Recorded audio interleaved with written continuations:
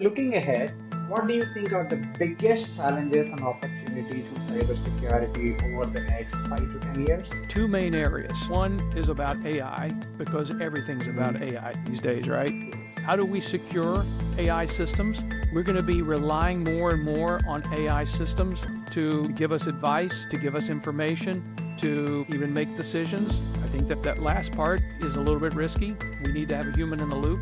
But if an attacker knows that, then they're going to attack the AI. They will burn it to the ground with a denial of service so it's not available and we're dependent on it. They will steal data from it. They'll poison data so that it gives wrong results. They'll inject malware into it. So we have to know, and I did a video on AI, the new attack surface, where I go through 6 different classes of attacks against generative AI. So I recommend folks taking a look at that. That's going to be one of our big challenges, is figuring out how to secure this new attack surface that we've introduced. And another big one that's coming, looming a little further out on the horizon, but not infinity, presumably within our lifetimes for sure, next maybe few years, 5 to 10 years maybe, is the effect of quantum computing on cybersecurity, specifically on cryptography. With a sufficiently strong quantum computer, we'll be able to solve problems that will literally save people's lives. We'll be able to do better pharmaceutical research, modeling of weather patterns to get people out of harm's way. I mean, literally, people will live as a result of quantum computing and its ability to do modeling that we can't do on classical computers today. However, one of the other things quantum computers that strong will be able to do is break our crypto. So the messages that we've encrypted will suddenly not be secret anymore. And due to the nature of what's called harvest now, decrypt later attack, meaning if I make a copy of your encrypted data now, let's say you're using a VPN, you send some sensitive information over the network, I can't read it, but I just make a copy of it and I hold on to it. And I wait for the future to come to me. One day I'll have access to a quantum computer. I don't have to buy one. They're available in the cloud. So all I do is just rent it and feed that data into it, have it crack the message, and now I'll have access to it. So what can you do? The good news is the U.S. National Institute of Standards and Technology has come out with a set of quantum-safe crypto algorithms that they believe will be able to withstand the attack, the cracking efforts of a quantum computer. The bad news is most people aren't converting over to it yet. And because of harvest now, decrypt later, you can't afford to wait until quantum computers are strong enough, because the data that people are making copies of right now will already be at risk at that point. It's a lot of organizations of any size, they're going to have hundreds, if not thousands of applications that they need to go revisit how their cryptography is done. If they even do one a day, it's going to take them 5 years to convert. Yeah. So a lot of work ahead of us. That's a huge, huge challenge just in terms of the volume of work that's necessary. The idea of responsible AI is really gaining traction, especially in cybersecurity, right? So, how do you think organizations can adopt these principles while still staying ahead of this? Yeah, responsible AI. Yeah, exactly. So AI, one of the problems with generative AI is that it can hallucinate. It can say a lot of things that aren't true. I've got a presentation that I've done a number of times where I show examples of well-known chatbots saying things that are not true about me.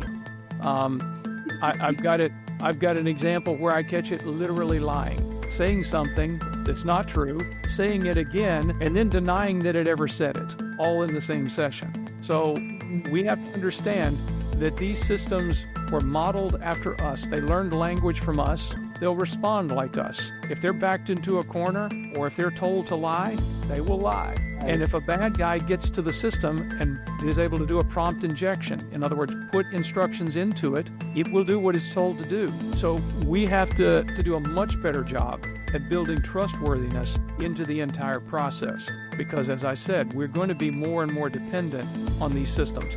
We're going to be using them and expecting them to be right. And on the few cases when they're not, it could be devastating if we're not prepared for it.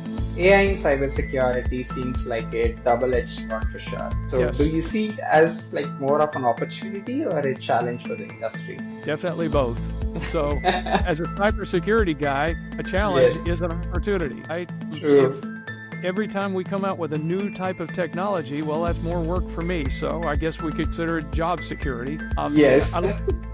a lot of people actually are quite worried about AI taking jobs away.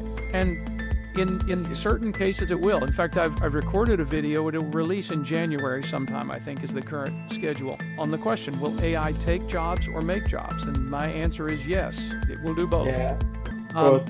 In cybersecurity, I think it will, if we're smart, it will be a force multiplier.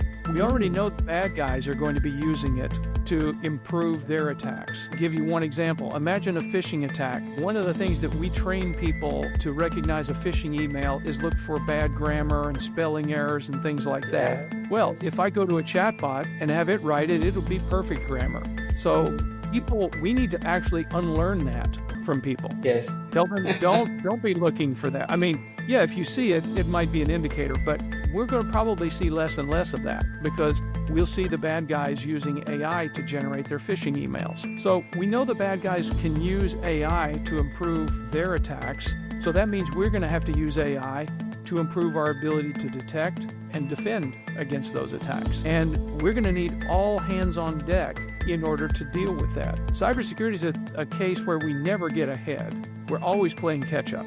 You can never say, not only did I solve all of the things and secure everything today, I secured everything for tomorrow. No, it's no such thing. Tomorrow we'll have new attacks, new threats. So we're never done with this work. And I think it will change the nature of the way we do work. But the people that learn how to work in partnership with AI and use it as a tool, they'll still have good job prospects because we're going to need that combination of AI and human working together. Right. Good. So, all right, Jeff, let's wrap up with a quick rapid fire round. I'll ask you a series of fun and thought-provoking questions, hopefully. Just answer in one word, a sentence, or however quickly comes to your mind. Ready? As you can see, I'm really bad at that. All right, here we go. Yep. Biggest cybersecurity myth you have heard? Biggest cybersecurity myth, let me think just a second, that technology will solve all your problems. Okay. The human is always the weakest element in the cybersecurity chain. Okay, good. If you could invent a security tool, what problem would it solve? I would invent a firewall for the human mind. So I could download policy into people's heads and they would follow the instructions. That is a good one. A book besides your own that every cybersecurity professional should read? Oh, I think almost anything by Bruce Schneier. Schneier is a great thinker and he has written a number of books, so almost anything by him. Oh, okay, great. I'll definitely look for that. The coolest country you worked in during your career? I just want to put you on the spot. Oh gosh. Yeah, so whatever I say, all the others will hate me. Yes. So I could, since I'm an American citizen, I can plead the Fifth Amendment and refuse to answer on the grounds it might incriminate me. I'll say, how about this? I'll say the most interesting country, and I'll rephrase it, is the one that I lived in briefly in 2006, and that's China. I did a temporary assignment living in Beijing, a fascinating country, very different than my own, and I learned so much there. The proudest moment of your career? Oh boy. I know it's a long list. So I'll give you an unexpected answer. The day I was hired. Oh wow, that was like 40 years ago, maybe? 42 years ago, when I was a college student and I was working in a furniture warehouse and moving furniture around, and I got the call from IBM that they'd like to interview me, and I then got hired not long after that. So yeah, that was the game changer. Wow. How do you define success in cybersecurity? Success is not the lack of attacks, it's the lack of bad consequences from those. So if we can keep the bad guys from doing what they want to do, every day we take a victory, and we just have to measure them in small steps. Okay. If you weren't in cybersecurity, what career would you have pursued? There's so many I'd want to do. I might have gone into medicine, as I said. I'm fascinated by psychology. That would have been really interesting. I am really interested in law and deal with that some in my courses. So if I could play the guitar better, you can see I have some back here. If I could play them better, that would have been a great career. So many different things, but those would have all been fascinating ones. Right. Jeff, rumor has it that you are not just a cybersecurity expert, but also a bit of a guitar doctor. So here's the question. If cybersecurity were like fixing a guitar string, what's the one tool or skill you would always keep in your toolkit? The most important thing for operating a guitar is I think between your ears, knowing how to make the instrument do what you want to do, know where your fingers need to be. Now you have to develop the manual dexterity to do it all, but it's a lot of things that happen in your head, and knowing when the string does this, I need to do that. So yeah, I think a lot of improvisational skills. We have to improv in cybersecurity all the time, and we do that in music Yes. as well. Completely agree. So you've spent so much time at RDU Airport that I hear they might name a terminal after you. If you had to give the airport a cybersecurity name, what would it be? What would I call it? The DMZ. It is That's a somewhat brilliant safe, answer. but not really safe. I'll give you a quick story about, I know this is a lightning round, but this story might be useful. This was a number of years ago. I was sitting at home at night one time, and my phone popped up an alert, and it said 20 minutes to home. And I thought, well, I am at home. Where does it think my home is? My phone has learned where so I clicked and I said, okay, I'll play along. Where's home? I know And where it it gave said me it. directions to the airport. So that's when I realized I was traveling too much. Oh my god, yeah. Oh, Can't crazy, make yeah. that up. I'm sure that they may name a terminal after you for sure. I would be honored. Yeah. Yeah. So the final two are for me. On a scale of 1 to 10, how would you rate my hosting skills? Remember, this is being recorded. Yes. No pressure. I'll be conservative and say a 15. Okay. 15. A 15. Thank you so much, Jeff.